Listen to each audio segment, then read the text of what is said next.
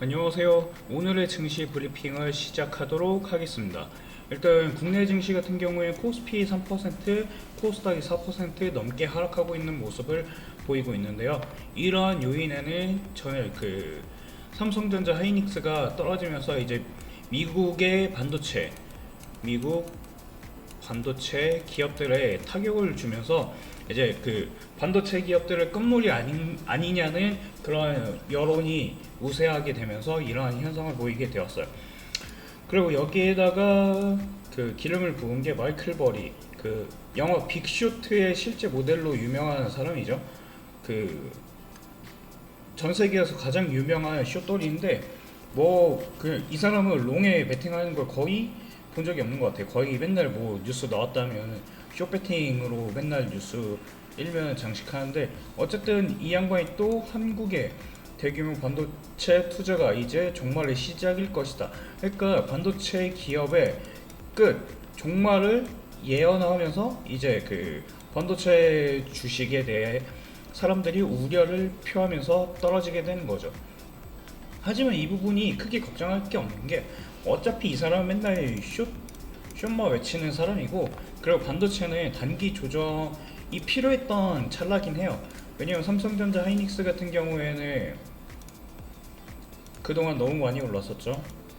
이미 4월달부터 최저점이 19만 원이었는데 이미 두 달 만에 37만 원까지 거의 두 배, 좀 못 미치게 두 배 정도 올랐는데, 그러다 보니까 결국에는 단기 조정이 필요한 구간에서 이제 변명거리, 이제 딱 아다리가 맞아 떨어졌다고 보면 되죠. 그래서 이 부분이 그냥 조정이 필요할 때 나왔다라고 보시면 될 것 같고요. 하이닉스 역시 비슷한 흐름이에요. 86만 원 하던 게 300만 원까지 갔죠.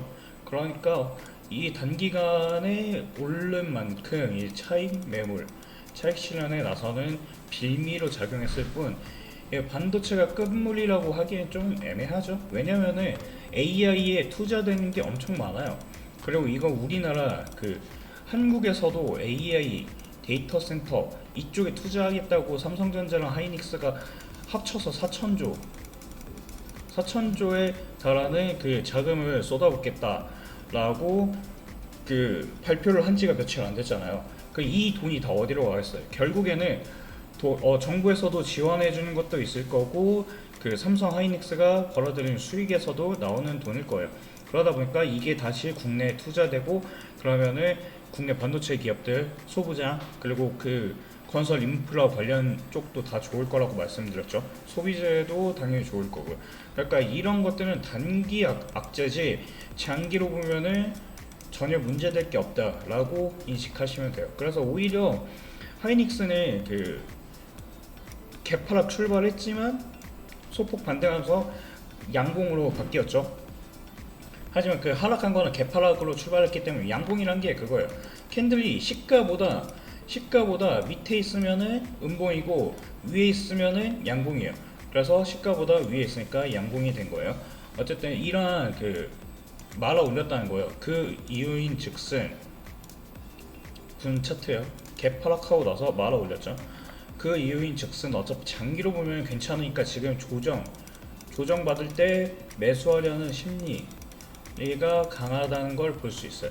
그리고 이런 것들을 뒷받침하는 것들은 여러 가지 요인이 있는데, 일단 국내 증시가 안 좋은 이유 추가적으로 말하자면은, 일단 연준 위안이 이제 물가가 아직 높다, 너무 높다, 인플레 위험은 낮아졌지만 여전히 물가가 높다라는 말은 금리 인하에 대한 기대감을 또 없애버렸기 때문에, 시장은 금리를 인하하기를 바라고 있잖아요. 그래서 이 부분이 약간 좀 애매하게 작용했다. 그래서 이게 미국 반도체 기업도 떨어졌고, 그리고 이제 연준 의장의 발언들도 겹치면서 좀 안 좋아졌다. 하지만 크게 걱정할 건 없어요. AI 버블을 우려는 과도하다. 왜냐면은 진짜 버블이 나오려면 실적 자체가 없어야 돼요. 실적이 안 좋은 상황에서 주가만 강해야 돼요. 근데 이게 아니라 우리나라 지금 실적이 받쳐주고 있죠. 삼성전자 오른 이유, 하이닉스 오른 이유, 둘 다 실적 베이스예요. 우리나라 기업은 실적이 안 좋다고 올라가는 거는 거의 없어요. 제약바이오 그런 것들은 단발성 테마죠. 그 작년 하반기부터 계속해서 1년 동안 거의 1년 동안 꾸준히 상승한 이유는 실적 베이스예요. 만약에 실적 없이 오른다 그러면 한두 달 반짝하고 나서 죽을 거예요. 하지만 그게 아니죠. 왜냐? 실적 베이스이기 때문에. 그리고 골드만삭스 역시 이러한 그 AI에 대한 그 버블 우려를 이제 종식시키는 그러한 발언을 했기 때문에 결국 이 그 롱머니들 큰 자금, 큰 손 자금들은 아직까지도 그 대기 자금으로 남아 있다고 하거든요. 왜냐하면 국내에 투자할 기회가 없었다고 해요. 왜냐?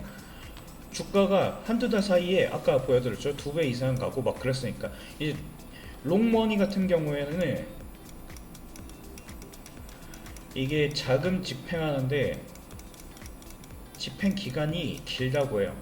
왜냐면은 이거를 그 분석하고 결론 내리고 그 투자를 집행하는 때까지 걸리는 시기가 최소 6개월에서 1년 정도 걸린다고 들은 것 같은데, 어쨌든 집행 기간이 길기 때문에 롱머니 대기 자금은 아직까지 대기 자금으로 남아 있는 거예요. 그래서 골드만삭스 역시 AI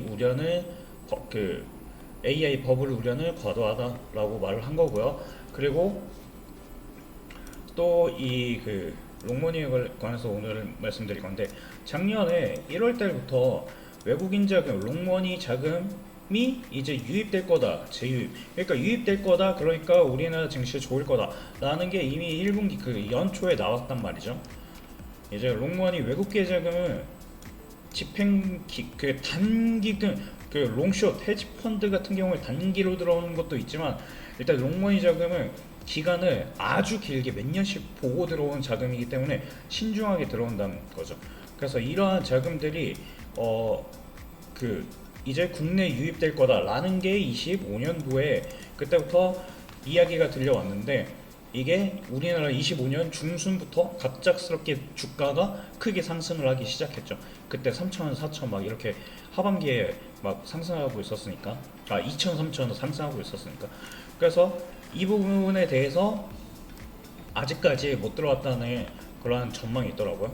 그래서 이거는 최신 데이터 6월 기사거든요. 6월 기사를 살펴보시면은 여기에 그 오일머니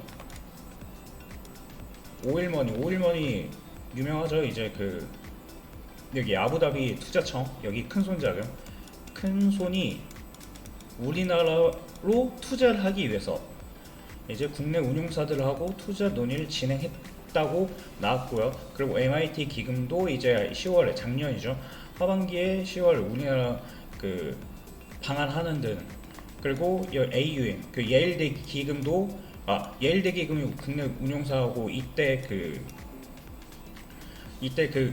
논의를 한다고 발표를 했고, MIT 자금은 10월에 왔고, 그리고 아부다비 투자청 같은 경우에는 그 18일, 19일 방한해서 이제 국내 운용사들하고 이제 투자 논의에 나선다고, 이런 식으로 기사가 나왔거든요, 지난달. 그렇다는 거는 해외, 말씀드렸죠, 해외 큰손 대기, 큰손 대기 자금이 아직까지 많이 남아 있다는 거예요. 아직 우리나라에 그 올해 초에 엄청나게 빠르게 상승했잖아. 작년 우리나라 증시가 아마 작년 하반기부터 크게 상승을 했고요. 그리고 올해 초부터는 급격하게 상승을 했을 거예요. 기억하기로는 국내 증시 같은 경우에 1년치를 하면은 25년도죠. 25년도 이때 하반기거든요. 하반기부터 갑작스럽게 3,000포인트 찍고 엄청나게, 그리고 올해 26년도부터는 각도 차이가 엄청나게 심한 걸 알 수 있죠. 그러니까 너무 빠르게 오르다 보니까 외국계 자본이 들어올 시간이 없었다고 해요. 그러다 보니까 이제 롱머니 그 큰손 자금들이 아직까지 자금을 집행하지 못한 게 훨씬 많다고 하니까, 그 부분이 지금 외국계 자본이 빠져나간다고 하지만 우리나라 증시가 올라서 그 한국 비중이 강제로 높아진 부분 때문에 이 리밸런싱 하느라 그 매도세가 계속되는 거지, 신규 대기 자금은 여전히 집행이 아직 안 됐다고 해요. 그러니까 대기 자금, 외국 계좌본이 이탈하는 거에 대해서 크게 걱정할 필요가 없을 거예요. 이제 손바뀜 현상이 나타나겠죠. 그러면 손바뀜 하고 나면은 주가는 더 크게 가요. 대신에 그건 그 기술적 분석에 그거 있어요. 손바뀜 전에 손바뀜 되기 전에는 횡보세가 길 수가 있어요.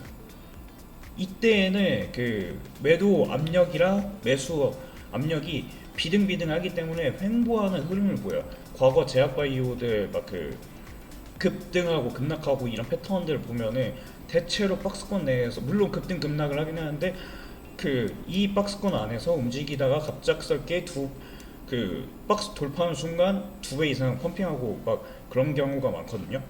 그래서 이러한 우리나라 증시도 약간의 흔들림은 있을 수 있는데 이걸 견뎌내면은 2배, 3배까지도 노려볼 수 있지 않을까라고 생각을 하고 있거든요. 그래서 지금 너무 크게 걱정할 필요 없다라고 생각을 하고 있어요. 그리고 제가 어제 영상에서 코스닥을 말씀드렸는데 코스닥이 오늘 반도체 소부장에서 급락 나오면서 타격을 받았죠. 하지만 걱정할 필요 없다고 말씀드리는 거예요. 왜냐?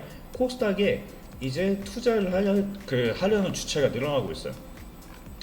보시면은 이제 미국 시장에 상장된 기업의 코스닥 2차 상장이 추진되고 있다고 하고요.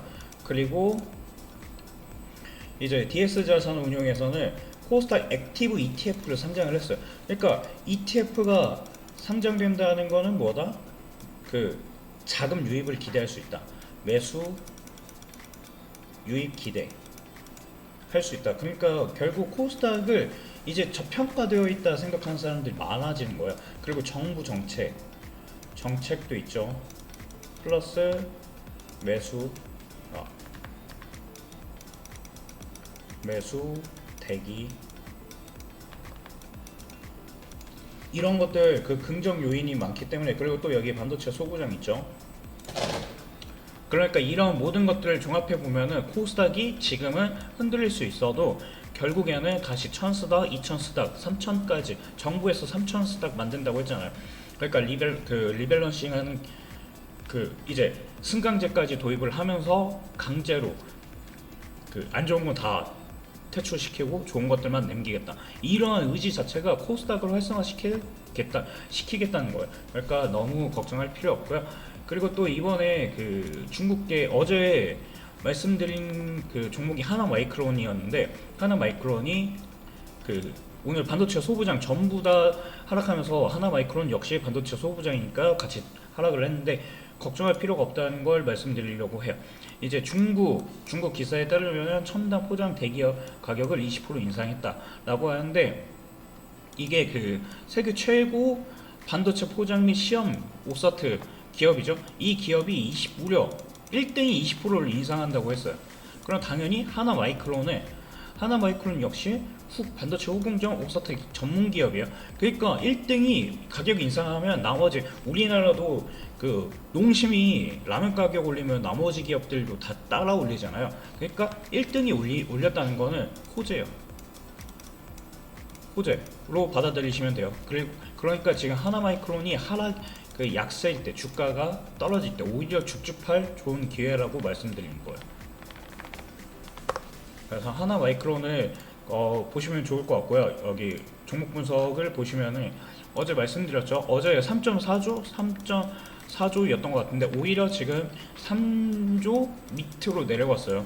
근데 영업이익 추정치로 대입해 보면은 올해 당기순이익이 2,200억 정도 돼요. 2,200억 정도 되는데 보통 그 동일업종 PER도 이거 떨어지긴 했는데 보통 25배 정도 받거든요. 25배 정도 한다 치면은 2,200억에 25배 하면 5조 5천억이에요. 5조 5천억. 그럼 오히려 3조 지금 2.9조 원이지만 3조 원이라 쳐봐요. 그러면은 3조 원까지 가려면은 83% 상승해야 돼요.